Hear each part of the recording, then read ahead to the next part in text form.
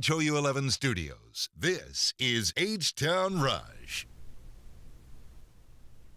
This morning, protests, police brutality, and racial injustice cause a shakeup in the entertainment industry.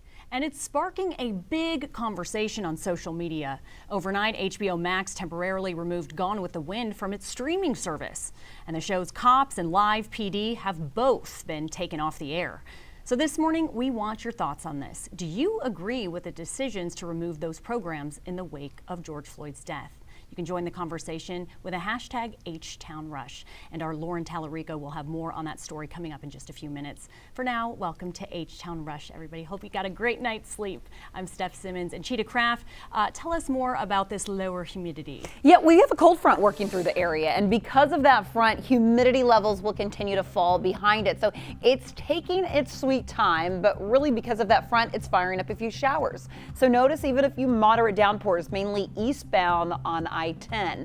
Most of you are waking up dry, but let's keep about a 20% chance in for a stray shower. Temperatures behind the front already dropping, 71 in College Station. Otherwise, we're still pushing 80 or in the 80s. 83 this morning in Galveston, 83 at Hobby Airport. You're still feeling this morning upper 80s to even low 90s. So it's going to take a little bit of time for that humidity to drop. But by midday through your afternoon, a north wind, high temperatures go to 92, but a whole lot less humid. We'll talk more about that coming up in a little bit, Steph. We will ban chokeholds and strangleholds. We will require a surprise announcement from Mayor Turner about police reform here in Houston. The mayor told the crowd during George Floyd's funeral that today he will sign an executive order with new rules for officers. Our Janelle Ford joins us live with what that order means. Janelle, good morning. Good morning, Steph. Well, I was sitting in the church when Mayor Turner made that announcement, and it garnered him a standing ovation from the crowd. One of the big calls to action we've seen at the various protests and marches and rallies since George Floyd's death at the hands of Minneapolis police is a push for policy change when it comes to policing. So let's get into the details. In the mayor's executive order, it bans chokeholds and strangleholds, but Mayor Turner says it will also require de-escalation techniques, a warning before shooting, and that officers exhaust all alternatives before using force. These measures are a part of the trending campaign called hashtag 8Can'tWait. It's a list of 8 policies designed to reduce police violence.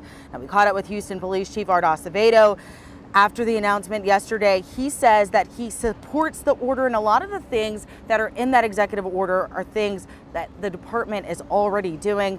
The mayor says that there are other pieces to that order which will be announced today, and he's expected to sign it during the city council meeting later on today. Sending it back to you guys in the studio. Janelle Ford, thank you for that. And this morning, the community continues to push for change after George Floyd was laid to rest. I thank God for giving me my own personal Superman. God bless you all. As you can see right there, it was an emotional day as friends, family, and dignitaries celebrated Floyd's life. To many, he was a hero long before he became a symbol of this movement. And his funeral invigorated the nation. Reverend Al Sharpton brought mourners to their feet with a powerful message and a call to action. When he called out for his mama, we believe that the ears of mamas across this nation reared up. George Floyd will now rest forever next to his mother. And if you missed the services for George Floyd, you can watch it online at KHOU.com, on our YouTube channel, or on the KHOU 11 Facebook page. And as Houston paid its respects yesterday, protests continued across the country. Hundreds of protesters crowded Seattle City Hall last night, demanding police accountability. Demonstrators also held sit-ins across California. Some cities are taking action. New York repealed a law that kept officers' disciplinary records secret. And Washington, D.C. passed a bill that includes swifter access to body cam footage. On Capitol Hill, lawmakers on both sides of the aisle are trying to come up with police reform bills. There's some of the things in the Democratic bill I could support, some I can't. The White House also says it's looking at police reform proposals, but the Trump administration has yet to issue any plan of its own.